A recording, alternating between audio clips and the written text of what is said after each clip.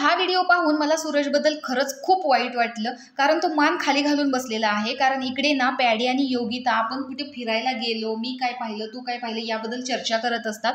तर पॅडी सांगतो की माझं युरोपवरती अतिशय प्रेम आहे, म्हणजे तिकडे गेल्यावर आम्ही कॅप्रिलला गेलेलो होतो, तर तिकडचा तो नजारा डायरेक्ट तळ दिसतो, झोपून जावं लागतं, आतमध्ये घुमट आहे, तिथं गेल्यावर आपलाच आवाज घुमतो। या सगळ्या गोष्टी ना इतक्या अद्भुत वाटत होत्या मला की ती मजा कुठेच नाही येणार।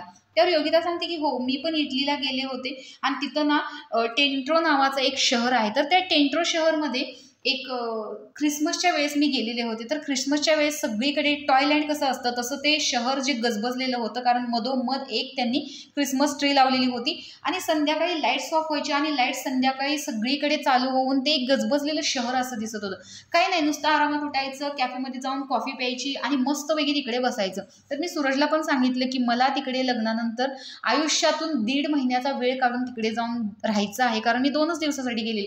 पण या कोणत्याही कॉन्व्हर्सेशन मध्ये सूरज काहीच बोलला नाही, तो फक्त मान घालून असाच थांबलेला होता, कारण त्या बिचाऱ्याने काहीही पाहिलेलं नाहीये, त्याच्या परिस्थितीमुळे असेल किंवा त्याच्या पर्सनल स्ट्रगलमुळे असेल।